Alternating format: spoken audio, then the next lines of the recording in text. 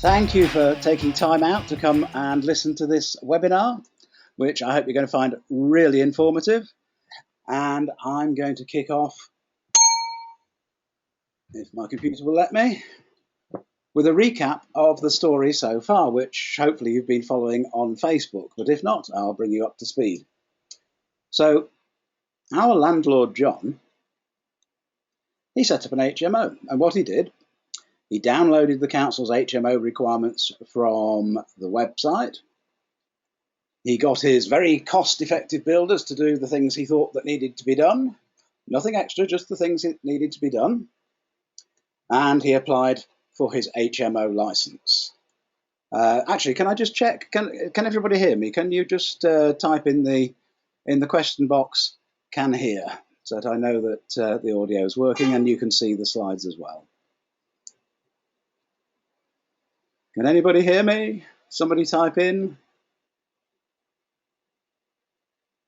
Okay, that's brilliant. Thank you very much.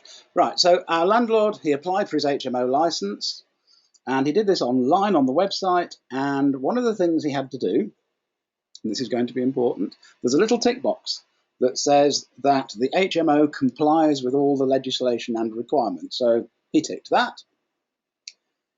And then he recruited and put in 6 tenants into his HMO.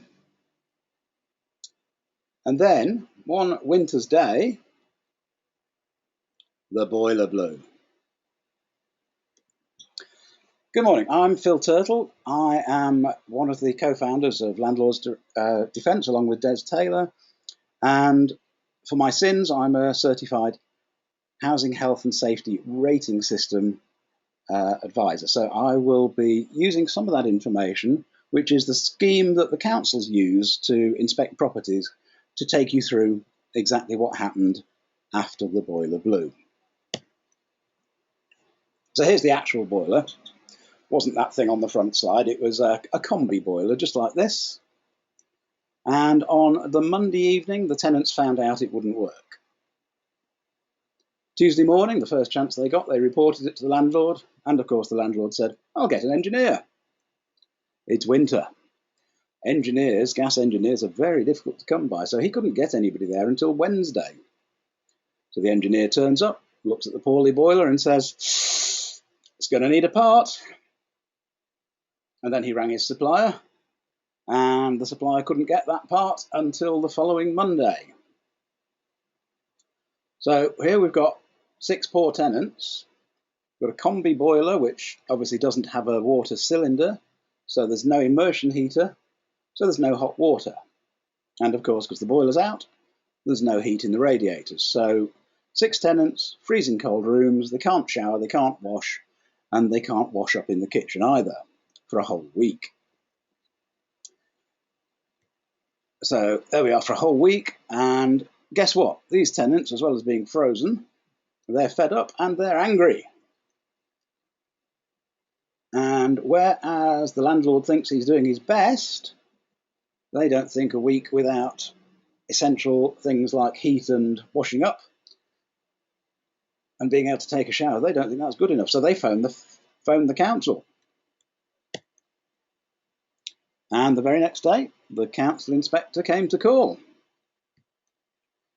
She saw the broken boiler. She measured how cold it was, and it was just 10 degrees C, well below anything acceptable. People expect to be able to heat their rooms to 21. And in fact, it's a legislative requirement that tenants should be able to heat their rooms to 21C, even when it's -1 outside. So the council inspector said, "This is a very serious Category 1 situation." We'll come on to what that means in a little while.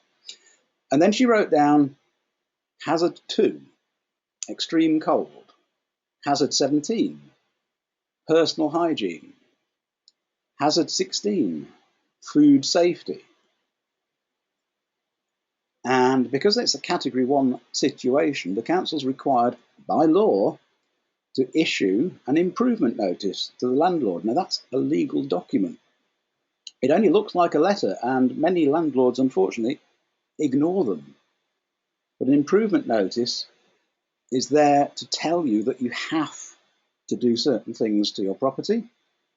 and it gives you a time scale, which is rarely more than 28 days, and in this case would probably be a couple of days, to do these certain things. Otherwise, the council can and will fine the landlord up to £30,000 if these things are not done in the required timescale. Now, anybody on the call, on the webinar, what do you think the council inspector did next? Just type in the Q&A box what you think they did next.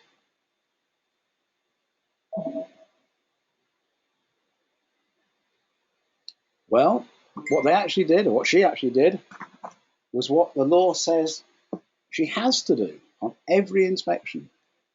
And that is, she has to inspect the entire property. Even though the tenants only called her about the cold, she is legally required to inspect the entire property. So she inspects every single room and the gardens, and she checks for every single one of 29 government-defined hazards to occupant health and safety in every single room and in the gardens. And then that's when it started to go a lot more wrong for our landlord, John, because she went into the ground floor bathroom. Now, like many older properties, this was built on behind the kitchen, and you can see it's an absolutely gorgeous avocado, being from the 70s. But being from the 70s, it was stuck on the back like a barnacle, and it's got 3 exposed walls. And being built in the 70s, they weren't well insulated. It's got a flat roof, and that was probably not insulated at the time either. And the only heat in there is one tiny little electric towel rail radiator. That room is never, ever going to get warm. And to make it worse, because it's so cold, the tenants have turned off the fan. So there's condensation, there's black mold starting to form where the condensation is, and on the grout because of the cold, because of the damp. So our inspector writes down hazard 1, mold and damp. Hazard 2, excess cold. She moves to the kitchen, where the landlord's put a lovely shiny new cooker. But any ideas what the council inspector is going to say here? Just type that in the Q&A box for me. Any thoughts, anybody? Oh, come on, somebody type to me. Don't leave me all alone. Okay, thanks, John. Yes, so she's going to say that's a really awkward position. In fact, she's going to say worse than that. She's going to say it's a fire risk where it is, because of people walking past from the back door with clothing that could catch a light from the flames, because it's a gas cooker. She's going to say there's a danger of flames and hot surfaces because there's nowhere to put anything, so people are going to be juggling with stuff over the cooker. Electrical hazard because there's a switch socket behind that if anybody needs to turn that off, they've got to reach or going to reach over flames. And there's a food safety hazard, hazard 16, because there's nowhere to put anything whilst you're cooking. And she's also going to claim hazard 28, the position and operability is poor. Okay, so we're not doing too well here, are we? Fortunately, she now says, but the rest of the kitchen is okay. Guess what? There's a but. But she notes that there are 2 bedrooms on the 2nd floor. And councils do not like, it's not considered safe to have kitchens more than 1 floor away when there is no separate dining room or dining area in the kitchen. So that's a big no. And so on her pad, she notes hazard. Anybody got any ideas what this hazard would be? The hazard of having to carry your food up 2 floors to your room to eat it. No? Hagel, any thoughts? Matthew? Yeah, well, yes, there's no communal area, but that's not illegal. Um, okay, it's actually this, falling on the stairs. Because to take the food, if there's no communal area downstairs, and okay, the rooms are bedsit type rooms, so there's space for eating in them, but it's considered okay to carry your plate of hot food up one flight of stairs. Not ideal, but okay. But two is absolute no-no. So she writes down hazard 21, falls on the stairs.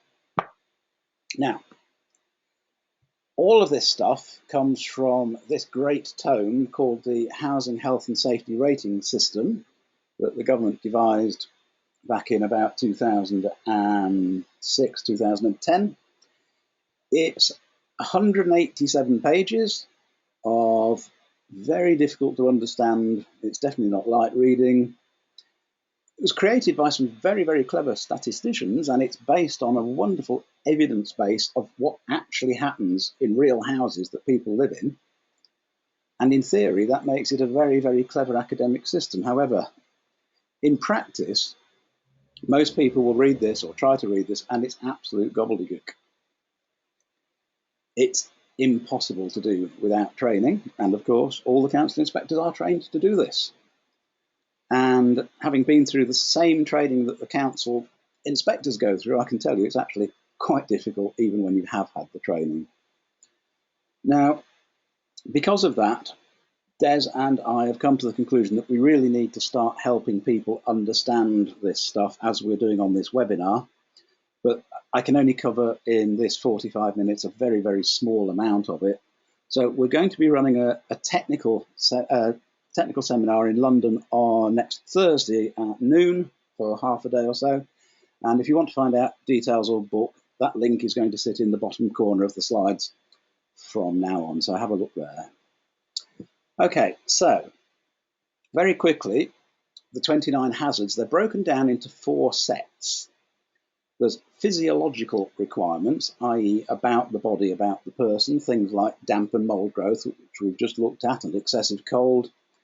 There's things like lead, because lead pipes still exist in an awful lot of houses. Radiation, because up in the north, there's a lot of granite. Granite gives off something called radon gas. Radon gas builds up underneath the floor, and over a period of years seeps through into the building and unfortunately gives people cancer. The psychological requirements, now you might not have thought about this, but being in poor housing badly affects people's minds. It gives them depression, it gives them anxiety, overcrowding, no space, that's one of the things that gives people depression. Entry by intruders, the fact that you live in a dodgy area and there's glass next to the ale lock, so it's dead easy for somebody to break in, or there's no locks on the windows, that gives people anxiety. Noise, deprivation of sleep, that can give people really bad psychological problems too. Then there's protection against infection. Domestic hygiene. Is the food preparation areas, are there rats and mice and cockroaches? Can people take proper showers and baths? Is the drainage up to the job? Water supply. Legionella is a big area. And then there's protection against accidents. If you've ever seen the statistics that come out once a year about admissions to accident and emergency in hospitals, the statistics are horrendous for people having accidents in the home. And that tends to be worse in rental properties than in owner-occupied, often because of the levels of maintenance and disrepair. So people can fall in the bath, in the shower. They can fall on the level with tears in carpets or the strips at the bottom of doors, all sorts of things like that. They can fall out of windows. Electrical hazards, bare wires, things they can touch, particularly children, fire, which we know a lot about, and so on. So I'm just going to ask you very quickly, here's that list of things in their categories. Let me ask you, which of those you think are the greatest hazards. Just type in the box what you think is the greatest hazard in that block, and let's see what the attendees come up with. Any thoughts?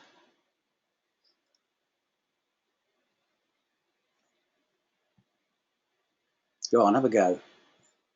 Type something in.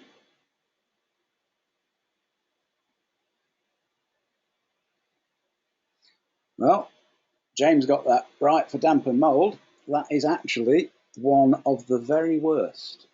The effects that has because of the black spores, that gives people really bad lung problems. Now, you wouldn't think it, but if you've got damp and mould in a bedroom, if you've got mould spores, you're in that bed 8 hours a day. That's a lot of exposure. It's actually less bad, believe it or not, in the bathroom because you're only in there for 20 minutes, half an hour at a time. But if it's in the bedroom and it's in the living room, then you're exposed to it nearly all day, every day. That is going to do you damage. Excess cold is very bad for people. We know that every winter lots of pensioner lives are claimed by hypothermia. On the psychological front, entry by intruders, the worry of that is one of the biggest psychological problems, followed by crowding in space. And then accidents, falling, particularly for older people, and we'll come on to why that's important in a second. Fire, entrapment. Entrapment happens when there's a fire or an event and you can't get out. So if you've got any exit doors in any of your properties that haven't got keyless exit, i.e. thumb turns, then you've got entrapment. You've got people that could die in a fire because they can't find the key, because within minutes of a fire starting, it's not the fire that gets you, it's the smoke, and you can't see. You can't find anything. So if you need to find a key to get out of the door, you're dead. Not good. Okay. Now, our inspector moves on and she comes to the stairs. And here's the staircase. What's wrong here, guys? Any thoughts?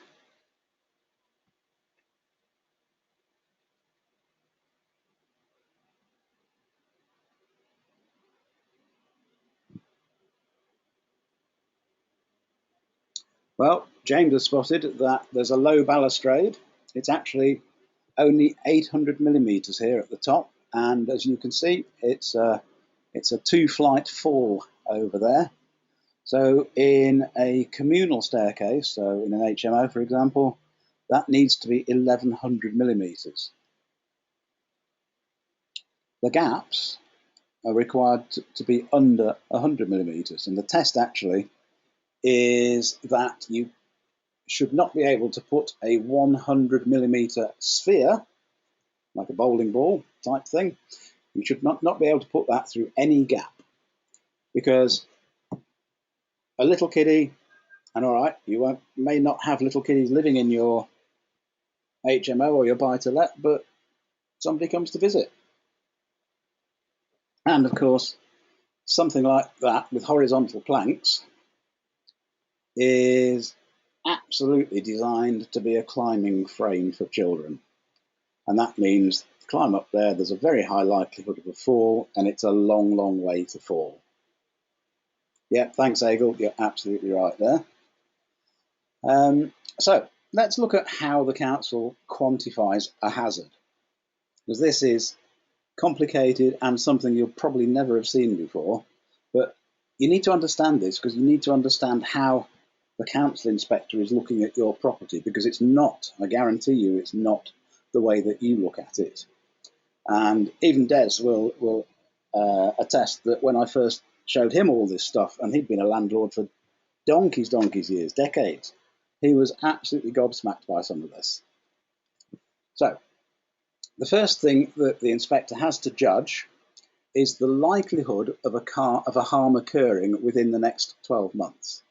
And it's 12 months because some things are worse at various times of the year. So, for example, damp and mould, that's likely to be far worse in the winter than it is in the summer. So if she inspects in the summer, It may look moderate, but she's got to assume or to account for the fact that it will get far worse when the cold and the rain comes. She's then got to quantify the outcome of harm. I'll tell you what that means in a moment. But these are the harms that the government has sort of defined in the HHSRS. There are 4 of them. Class 1 is extreme harm, and that's things like death, permanent paralysis, lung cancer that comes from mold, that sort of thing. The second is severe harm, things like a mild stroke, chronic confusion, serious fractures. Class 3, serious harm, so all of these are pretty bad. Hypertension, blood pressure, sleep disturbance, gastroenteritis, stomach problems that can get really bad, and then moderate harm, things like cuts, mental stress, bruising. And the inspector has to judge that if a harm event were to happen, what's the probability of somebody having an extreme harm, probability of severe, and so forth. She then applies some harm weightings. So sort of an extreme harm, for example, is weighted 10,000, whereas a moderate harm is weighted 10. That's the relative weightings.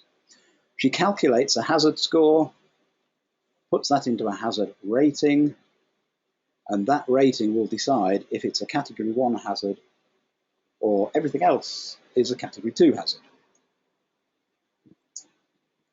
So let's quickly look how she scores. Oh, first of all, the type of tenant you have is irrelevant in the council inspector's eyes.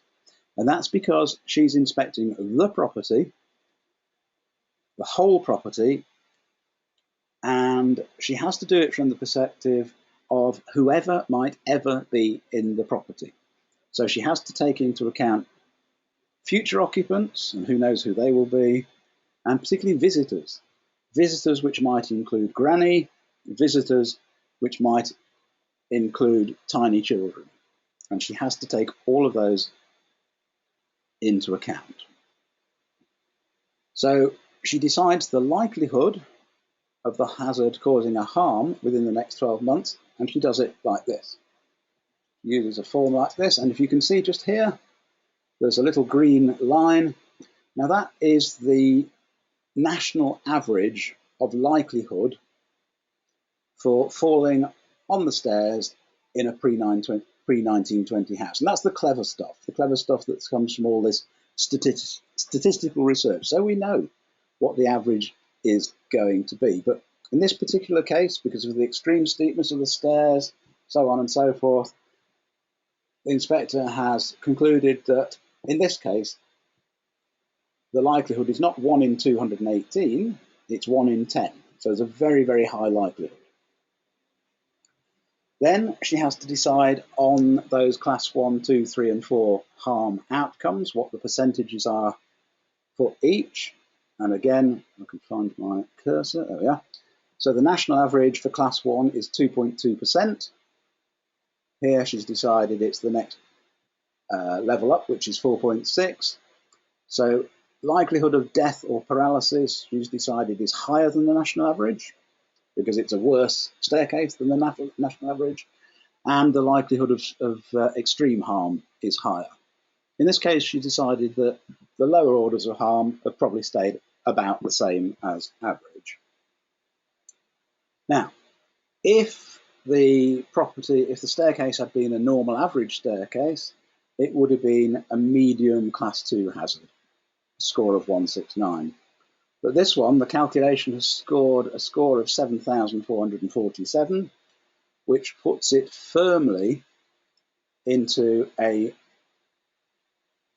rating grade A, which is a category 1 mandatory enforcement. By the way, if there are multiple category 2 hazards in your property, between D and J, then the council can still enforce, but it's discretionary. If it comes out as a category 1, that's A, B, or C, the council has no choice. They are legally required to enforce against you.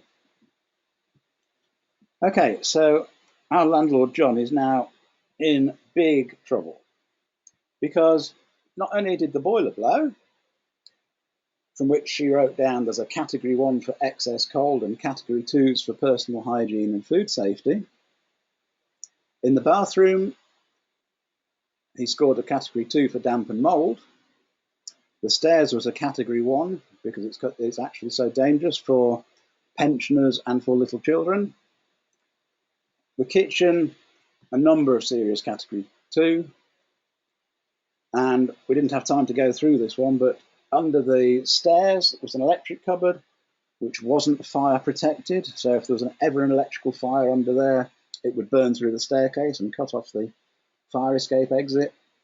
And there were a number of poorly fitted fire doors because John had used what should we call a cost-effective joiner who didn't really know what he was doing and didn't fit the intumescent scripts properly and left gaps at the top and bottom that are way beyond what's acceptable.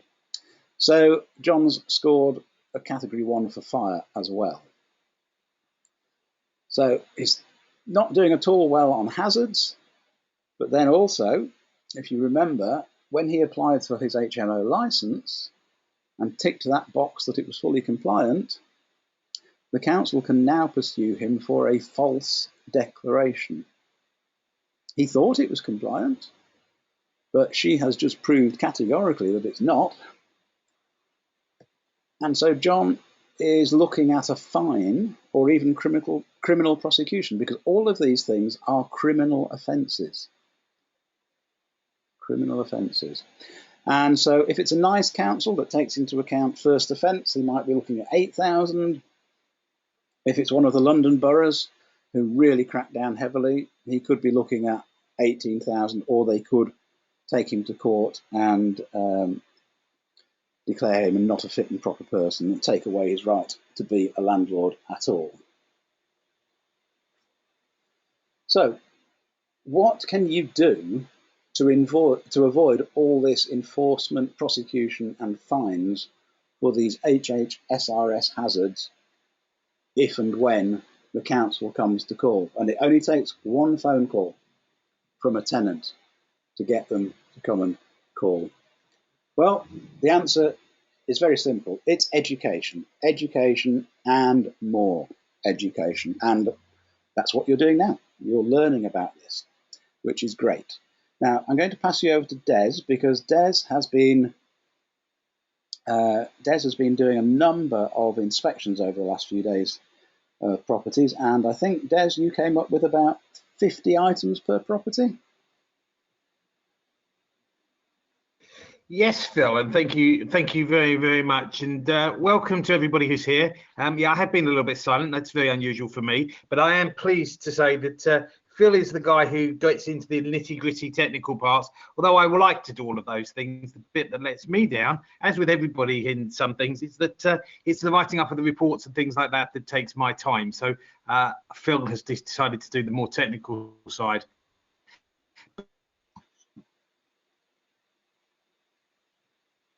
Was the number of things that I found as I went through looking at the properties, and not only were they things that the landlord was responsible for, many of them were also things that the occupants could be responsible for too. So looking at some properties, the exterior had disintegrated and deteriorated in areas where things were in the likelihood of falling down on people when they were walking in the front door. So bits of paint and bits of wood that had rotted away from gutterings and things like that, through to basically kitchens where the occupants are just living like filthy people.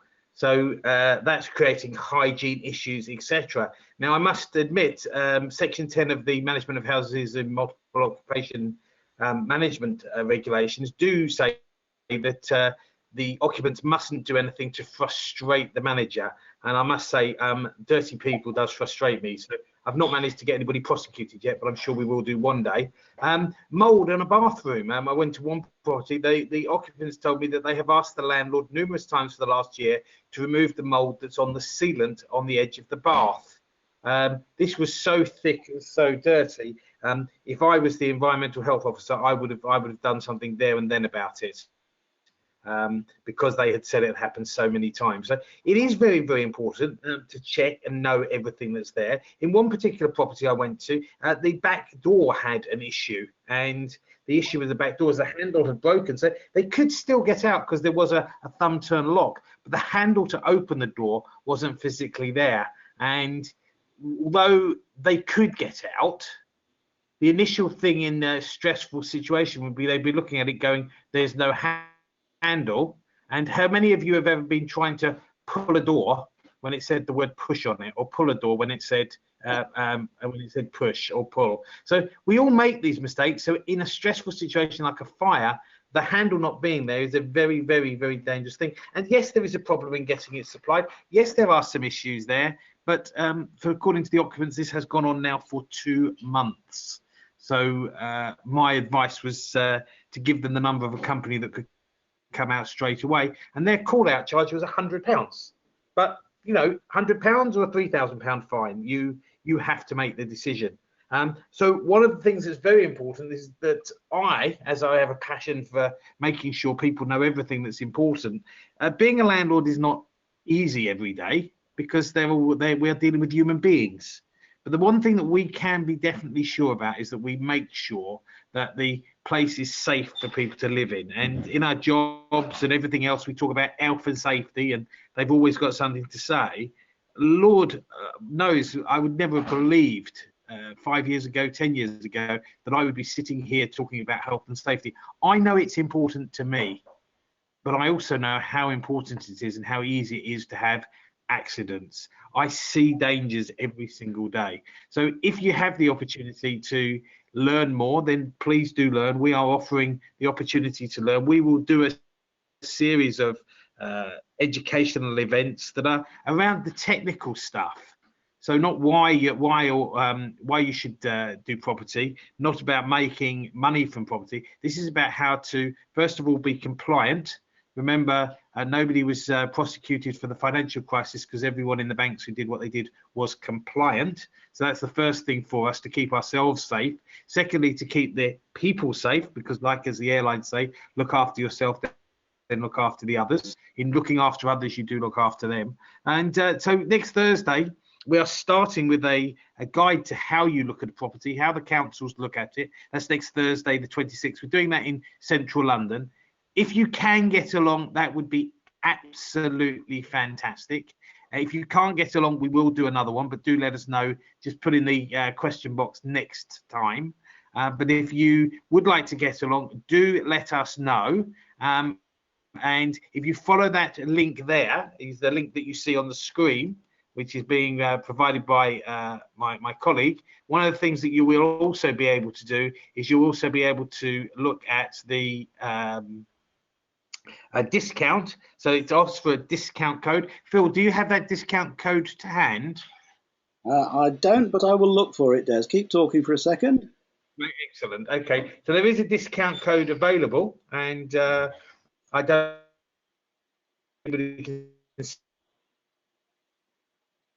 for you. I'll get it for you now. So that discount code is PLS PCM. I'll put that into the question box for you, because this is we're trialing this class. So if you'd like to book at bit.ly, that's bit.ly/council26, and use the discount code PLSPCM, then we look forward to seeing you there on Thursday. But the purpose of today isn't here to get you onto a course. It's not here to get you along to that. It's to educate you. But thank you very much for taking the time. Thank you for sharing some answers with Phil. If you've learned something today, can you put down here learned something in the question box for me? Just put the words learn something. Great, excellent.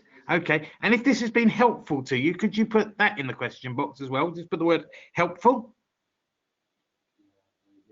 Okay, well, that's absolutely fantastic that people are finding this helpful and they're learning things. There is a lot to learn. And as Phil said, just remembering the 29 things is one thing, but the more you do it, the more this becomes. Now, if you've trained with me in the area of HMOs or rent to rent, one of the things that you will have received is the viewing sheet. And the viewing sheet goes a long way to covering all the things that you need to be looking at as you're going round the property. Is it an HHSRS inspection? No. Is it guiding you at the points to where you should be? Yes, because for me, for many years, this has been a thoroughness thing. So thank you very much for joining us, Phil. Thank you very much for sharing your knowledge in a way that only you can share it, because I am not as technically a certified practitioner, definitely certified mentally, but not any other way, I'm afraid. Well, there we both go, yes. Okay, so thank you very much, everybody, and we look forward to seeing you on the next webinar or next Thursday. Thanks, everybody. Bye. Thank you so much.